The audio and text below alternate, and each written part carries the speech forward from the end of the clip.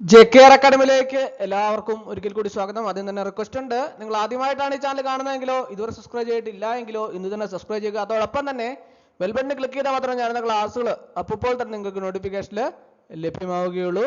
വളരെ പ്രധാനപ്പെട്ട plant assistant grade 3 തസ്തികയിലേക്കുള്ള ക്ലാസ്സുകളാണ് നടന്നുകൊണ്ടിരിക്കുന്നത്. അപ്പോൾ ഇന്ന് നമ്മൾ 12ാമത്തെ ക്ലാസ് ആണ്. കൂടാതെ 3 മോഡൽ എക്സാമുകളും നമ്മൾ ഓൾറെഡി ചെയ്ത് കഴിഞ്ഞു. അപ്പോൾ ഇന്ന് നമ്മൾ 12ാമത്തെ ക്ലാസ്സിൽ വളരെ പ്രധാനപ്പെട്ട പ്രമുഖ വ്യക്തിത്വങ്ങളെ കുറിച്ചാണ് ഇന്നത്തെ ക്ലാസ്സിൽ നമ്മൾ ക്വസ്റ്റ്യൻസ് ഡിസ്കസ് ചെയ്യാൻ പോകുന്നത്. അപ്പോൾ നമുക്ക് ക്ലാസ്സിലേക്ക് കിടക്കാം. ആദ്യത്തെ ക്വസ്റ്റ്യൻ നോക്കാം.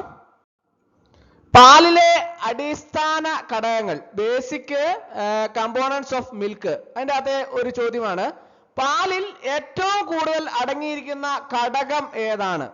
പാലിൽ ഏറ്റവും കൂടുതൽ അടങ്ങിയിരിക്കുന്ന ഘടകം ഏതാണ്? 4 ഓപ്ഷൻ ഉണ്ട്. ഏതാണ് ശരി ഉത്തരം? ഓപ്ഷൻ സി ആണല്ലേ, ജലം. ജലമാണല്ലേ ഏറ്റവും കൂടുതൽ പാലിൽ അടങ്ങിയിരിക്കുന്ന ഘടകം. ഏതാണ്? ജലം. പശു പാലില് ഏകദേശം 87% ജലമാണ് അടങ്ങിയിരിക്കുന്നത്. ബാക്കി 13% ഖരപദാർത്ഥങ്ങളാണ്. അപ്പോൾ നമ്മൾ പ്രത്യേകം അറിഞ്ഞിരിക്കേണ്ട വളരെ പ്രധാനപ്പെട്ട കാര്യമാണിത്. പാലിൽ ഏറ്റവും കൂടുതൽ അടങ്ങിയിരിക്കുന്ന ഘടകം ജലമാണ്. അപ്പോൾ പാലിൽ എത്ര ശതമാനം ജലമുണ്ട് എന്ന് ചോദിച്ചാൽ എന്ത് പറയും? 87% പാലില് ജലമാണ് അടങ്ങിയിരിക്കുന്നത്. ബാക്കിയോ? ബാക്കി 13% ഖരപദാർത്ഥങ്ങളാണ്, ടോട്ടൽ സോളിഡ്സ് ആണ് അല്ലെ. അപ്പോൾ വളരെ പ്രധാനപ്പെട്ട പലതരത്തിലുള്ള ചോദ്യങ്ങൾ ഇതിൻ്റെ അകത്ത് വരാം. അപ്പോൾ പാലിൽ എത്ര ശതമാനം ജലമാണ് ഉള്ളതെന്ന് ചോദിച്ചാൽ 87% ജലം എന്ന് പറയാം. അപ്പോൾ അതിൽ ബാക്കിയുള്ള 13% എന്താണെന്ന് ചോദിച്ചാൽ അത് ഖരപദാർത്ഥങ്ങളാണെന്ന് പറയാം. പാലിൽ ഏറ്റവും കൂടുതൽ അടങ്ങിയിരിക്കുന്ന ഘടകം ഏതാണെന്ന് ചോദിച്ചാൽ അത് ജലമാണെന്ന് പറയാം. ഇങ്ങനെയുള്ള ധാരാളം ചോദ്യങ്ങൾ ഈ ഒരൊറ്റ ചോദ്യത്തിൽ നിന്ന് പ്രതീക്ഷിക്കാം. അതുകൊണ്ട് അത് കൃത്യമായിട്ട് പഠിക്കുക. അടുത്ത ക്വസ്റ്റ്യൻ, പാൽ പഞ്ചസാര എന്നറിയപ്പെടുന്ന കാർബോഹൈഡ്രേറ്റ് ഏതാണ്? പാൽ പഞ്ചസാര എന്നറിയപ്പെടുന്ന കാർബോഹൈഡ്രേറ്റ് ഏതാണ്? 4 ഓപ്ഷൻ ഉണ്ട്. ഏതാണ് ശരി ഉത്തരം? ഏതാണ്? ലാക്ടോസ് ആണ് അല്ലെ. പാൽ പഞ്ചസാര എന്നറിയപ്പെടുന്ന കാർബോഹൈഡ്രേറ്റ് ഏതാണ്? ലാക്ടോസ്. പാലിലെ പ്രധാന കാർബോഹൈഡ്രേറ്റ് ലാക്ടോസ് ആണ്. ഇതൊരു ഡൈസാക്കറൈഡ് ആണ്. പ്രത്യേകം ഓർത്തിരിക്കുക, പാലിലെ പ്രധാന കാർബോഹൈഡ്രേറ്റ് ഏതാണ്? ലാക്ടോസ് ആണ്.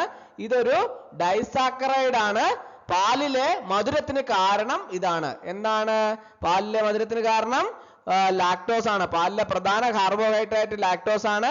പാലിലെ മധുരത്തിന് കാരണം ഇതൊരു ഡൈസാക്കറൈഡ് ആണ് എന്നുള്ള കാര്യം പ്രത്യേകം ഓർത്തിരിക്കുക.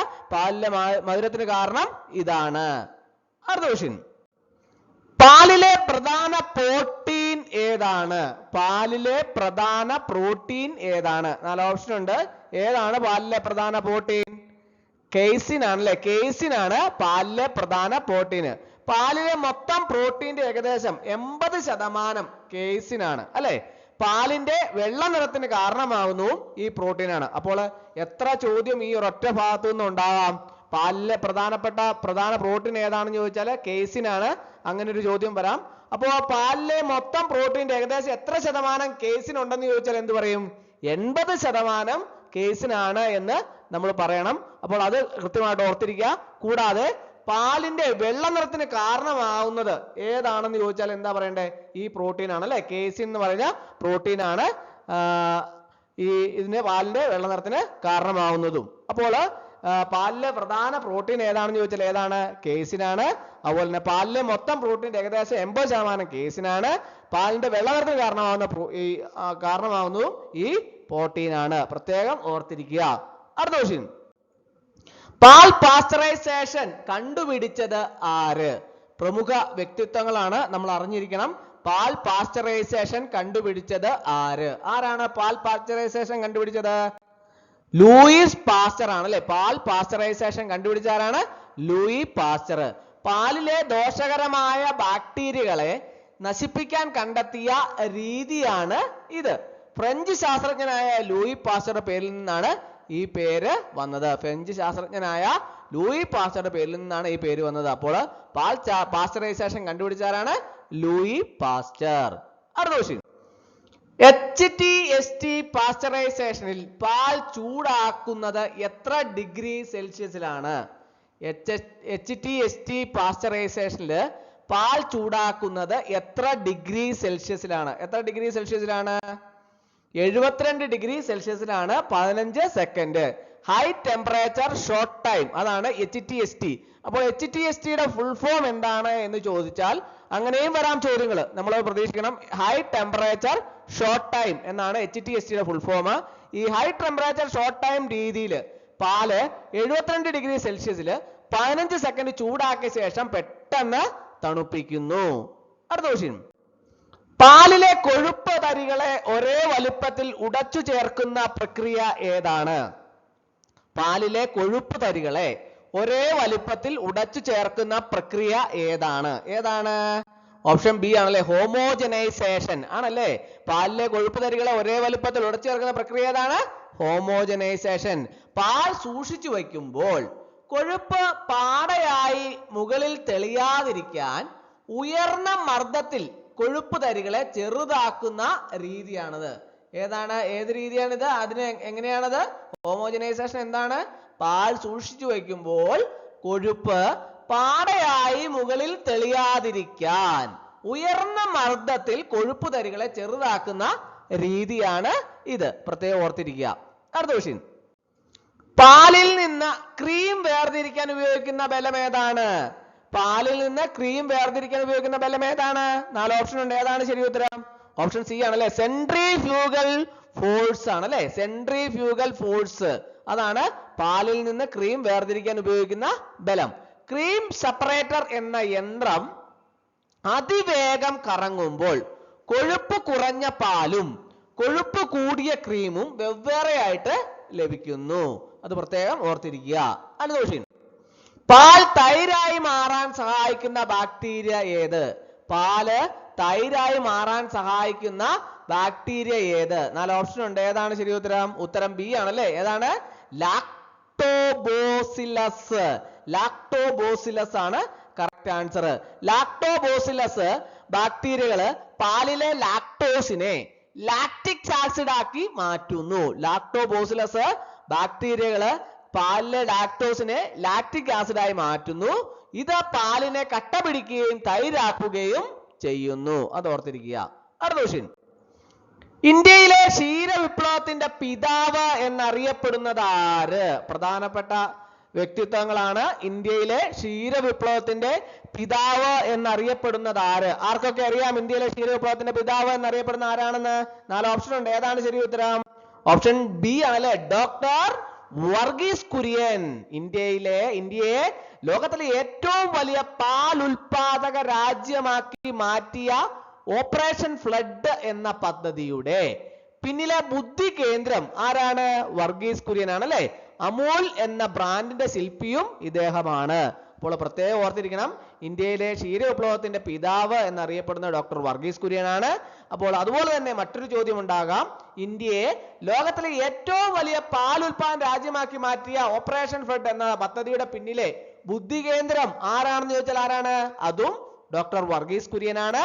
അമൂൽ എന്ന ബ്രാൻഡിന്റെ ശില്പി ആരാണെന്ന് ചോദിച്ചാൽ ആരാണ്? വർഗീസ് കുര്യനാണ്. അപ്പോൾ ഇത്രയും ചോദ്യങ്ങൾ അതിൽ നിന്ന് വരാം, അത്രയും ഓർത്തിരിക്കുക. അടുത്ത ക്വസ്റ്റ്യൻ, ഡോക്ടർ വർഗീസ് കുര്യന്റെ ജന്മദിനമായ നവംബർ 26 ഇന്ത്യയിലെ ഏത് ദിനമായിട്ടാണ് ആചരിക്കുന്നത്? ഡോക്ടർ വർഗീസ് കുര്യന്റെ ജന്മദിനമായ നവംബർ 26 ഇന്ത്യയിലെ ഏത് ദിനമായിട്ടാണ് ആചരിക്കുന്നത്? ദേശീയ ക്ഷീര ദിനമായിട്ടാണ് അല്ലേ. അപ്പോൾ ഡോക്ടർ വർഗീസ് കുര്യന്റെ ജന്മദിനം ഓർത്തിരിക്കണം, നവംബർ 26 ആണ്. അപ്പോൾ അത് ഏത് ദിനമായിട്ടാണ് ആചരിക്കുന്നത്? ദേശീയ ക്ഷീര ദിനമായിട്ടാണ് ആചരിക്കുന്നത് അല്ലെ. ക്ഷീരമേഖലയിലെ ഇദ്ദേഹത്തിന്റെ സംഭാവനകളെ മാനിച്ച് 2014 മുതലാണ് നവംബർ 26 ദേശീയ ക്ഷീര ദിനമായി ആഘോഷിക്കാൻ തുടങ്ങിയത്. ലോക ക്ഷീര ദിനം ജൂൺ 1 ആണ്. അത് പ്രത്യേകം ഓർത്തിരിക്കുക. ലോക ക്ഷീര ദിനം എന്നാണ്? ജൂൺ 1. അപ്പോൾ ഇതിന്റെ അകത്ത് ഒത്തിരി കാര്യങ്ങൾ പഠിക്കാനുണ്ട്. എന്തൊക്കെയാണ് നമ്മൾക്ക് ഈ ഒരു ചോദ്യത്തിൽ നിന്ന് പഠിക്കാനുള്ളത്? ഡോക്ടർ വർഗീസ് കുര്യന്റെ ജന്മദിനം എന്നാണ്, നവംബർ 26 ആണ്. അത് ഇന്ത്യയിൽ ഏത് ദിനമായിട്ടാണ് ആചരിക്കുന്നത്? ദേശീയ ക്ഷീര ദിനമായിട്ടാണ് ആചരിക്കുന്നത് അല്ലെ. അപ്പോൾ ക്ഷീരമേഖലയിൽ ഇദ്ദേഹത്തിന്റെ സംഭാവനകളെ മാനിച്ച് 2014 മുതലാണ് നവംബർ 26 ദേശീയ ക്ഷീരദിനമായി ആഘോഷിക്കാൻ തുടങ്ങിയത്. അപ്പോൾ ലോക ക്ഷീരദിനം എന്നാണ്? ജൂൺ 1 പ്രത്യേകം മാറിപ്പോവാതെ ഓർത്തിരിക്കണം കേട്ടോ. അടുത്ത ക്വസ്റ്റ്യൻ, പാൽ കേടുവരാതെ സൂക്ഷിക്കുന്ന പാസ്ചറൈസേഷൻ രീതി കണ്ടെത്തിയത് ആര്? പാൽ കേടുവരാതെ സൂക്ഷിക്കുന്ന പാസ്ചറൈസേഷൻ രീതി കണ്ടെത്തിയത് ആരാണ്? ലൂയി പാസ്ചർ ആണ് അല്ലെ. ലൂയി പാസ്ചർ പാലിലെ സൂക്ഷ്മജീവികളെ നശിപ്പിച്ച് അത് ദീർഘകാലം കേടുകൂടാതെ സൂക്ഷിക്കാനുള്ള ശാസ്ത്രീയ രീതി വികസിപ്പിച്ചത് ഫ്രഞ്ച് ശാസ്ത്രജ്ഞനായ ലൂയി പാസ്ചർ ആണ്. അപ്പോൾ പാൽ കേടുവരാതെ സൂക്ഷിക്കുന്ന പാസ്ചറൈസേഷൻ രീതി കണ്ടെത്തിയത് ആരാണ്? Louis Pasteur. അടുത്ത ക്വസ്റ്റ്യൻ. ഡോക്ടർ വർഗീസ് കുര്യനെ സഹായിച്ച പ്രമുഖ പാലുൽപ്പന്ന സാങ്കേതിക വിദഗ്ധനും അമൂലിന്റെ ആദ്യ ജനറൽ മാനേജറും ആരായിരുന്നു? ഡോക്ടർ വർഗീസ് കുര്യനെ സഹായിച്ച പ്രമുഖ പാലുൽപ്പന്ന സാങ്കേതിക വിദഗ്ധനും അമൂലിന്റെ ആദ്യ ജനറൽ മാനേജറും ആരായിരുന്നു? ഓപ്ഷൻ എ ആണ് കറക്റ്റ് ആൻസർ അല്ലെ. എച്ച്.എം. ദലായ. ഓർത്തിരിക്കണം കേട്ടോ. ഓപ്ഷൻ എ ആണ് കറക്റ്റ് ആൻസർ. എച്ച്.എം. ദലായ. അതായത് പോത്തിൻ പാലിൽ നിന്ന് പാൽപ്പൊടി നിർമ്മിക്കാനുള്ള സാങ്കേതിക വിദ്യ വികസിപ്പിച്ചത് ഇദ്ദേഹമാണ്.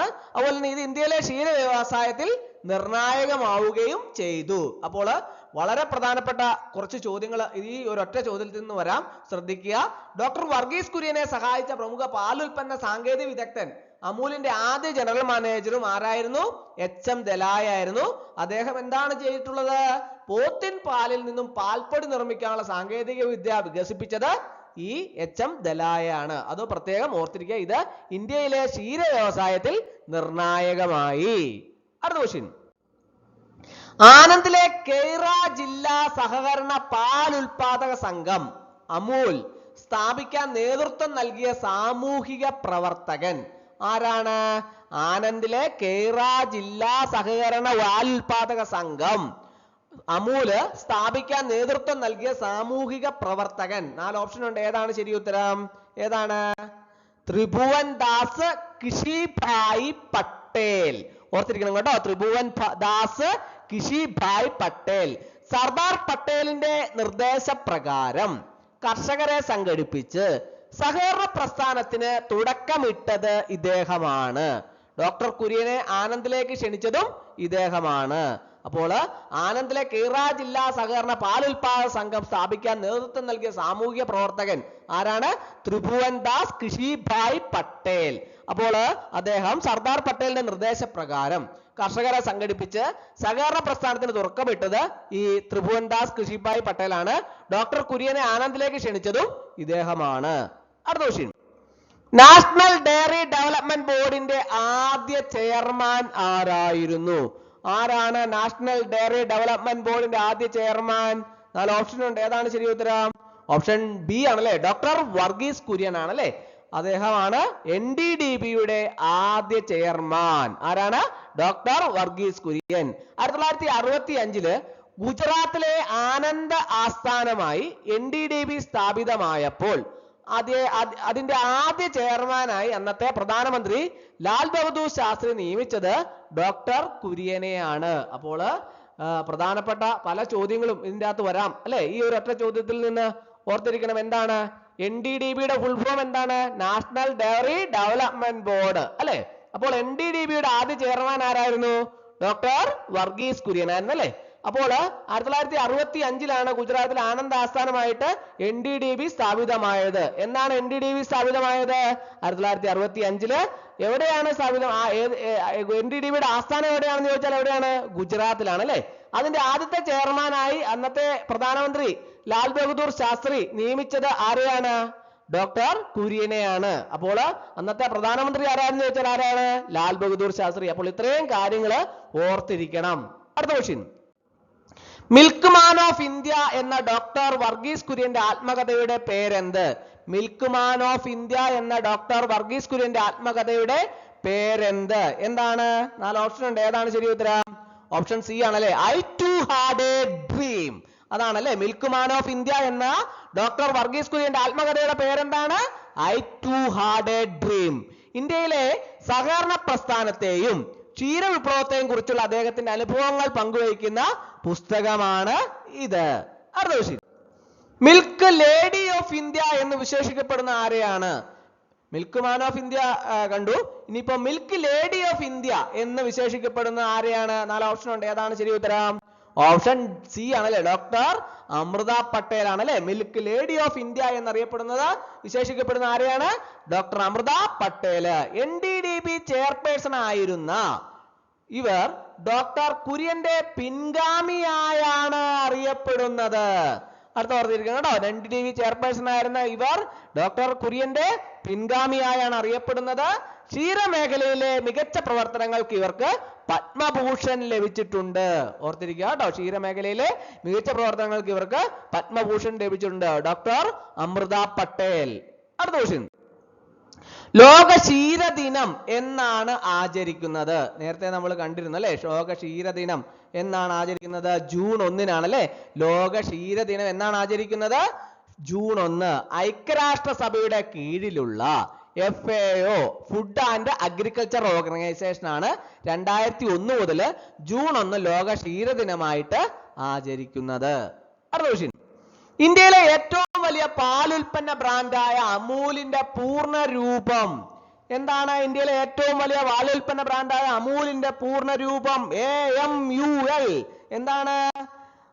Anand milk union limited. Anand milk union limited. ഗുജറാത്തിലെ ആനന്ദ് എന്ന സ്ഥലത്തെ പാലുൽപാദകരുടെ കൂട്ടായ്മയാണ് ഇത്. എന്ത്? Amul. Anand milk union limited. സംസ്കൃത വാക്കായ അമൂല്യ എന്നതിൽ നിന്നാണ് ഈ പേര് വന്നത്. സംസ്കൃത വാക്കായ അമൂല്യ എന്നതിൽ നിന്നാണ് ഈ പേര് വന്നത്. അടുത്ത question, national dairy research institute അതായത് NDRI സ്ഥിതി ചെയ്യുന്നത് എവിടെയാണ്? നാഷണൽ ഡയറി റിസർച്ച് ഇൻസ്റ്റിറ്റ്യൂട്ട് അതായത് NDRI സ്ഥിതി ചെയ്യുന്നത് എവിടെയാണ്? കർണാൽ, ഹരിയാനയാണ് അല്ലെ. കർണാൽ, ഹരിയാനയിലാണ് നാഷണൽ ഡയറി റിസർച്ച് ഇൻസ്റ്റിറ്റ്യൂട്ട് സ്ഥിതി ചെയ്യുന്നത്. ഇന്ത്യയിലെ ക്ഷീര ഗവേഷണ രംഗത്തെ ഏറ്റവും പ്രധാനപ്പെട്ട സ്ഥാപനമാണ് NDRI. ഇന്ത്യയിലെ ക്ഷീര ഗവേഷണ രംഗത്തെ ഏറ്റവും പ്രധാനപ്പെട്ട സ്ഥാപനമാണ് NDRI. അടുത്ത ക്വസ്റ്റ്യൻ, കേരളത്തിലെ പാൽ ഉൽപാദകരുടെ സഹകരണ സംഘങ്ങളുടെ തലപ്പത്തുള്ള സ്ഥാപനം ഏതാണ്? കേരളത്തിലെ പാൽ ഉൽപാദകരുടെ സഹകരണ സംഘങ്ങളുടെ തലപ്പത്തുള്ള സ്ഥാപനം ഏതാണ്? മിൽമയാണ് അല്ലെ. Milma, Kerala cooperative milk marketing federation. Milma KCCMMF എന്നതാണ് മിൽമയുടെ പൂർണ്ണ രൂപം. 1980 ഇത് സ്ഥാപിതമായത്. അമൂലിന്റെ മാതൃകയിലാണ് മിൽമയും പ്രവർത്തിക്കുന്നത്. കേരളത്തിലെ ആദ്യമായി ഓപ്പറേഷൻ ഫ്ലഡ് പദ്ധതി നടപ്പിലാക്കിയ ജില്ലകൾ ഏതൊക്കെ? കേരളത്തില് ആദ്യമായി ഓപ്പറേഷൻ ഫ്ലഡ് പദ്ധതി നടപ്പിലാക്കിയ ജില്ലകൾ ഏതൊക്കെയാണ്? എറണാകുളവും കോഴിക്കോടും ആണല്ലോ അല്ലേ. കേരളത്തിലെ ആദ്യത്തെ ആധുനിക ഡയറി എറണാകുളത്താണ് സ്ഥാപിതമായത്. കേരളത്തിലെ ആദ്യമായി ഓപ്പറേഷൻ ഫ്ലഡ് പദ്ധതി നടപ്പിലാക്കിയ ജില്ലകൾ ഏതൊക്കെയാണ്? എറണാകുളം, കോഴിക്കോട്. അപ്പോൾ ഇന്നത്തെ ക്ലാസ് എല്ലാവർക്കും ഇഷ്ടമായെന്ന് വിചാരിക്കുന്നു. ഒരിക്കൽ കൂടി എന്ന് നിർത്തട്ടെ. നന്ദി, നമസ്കാരം.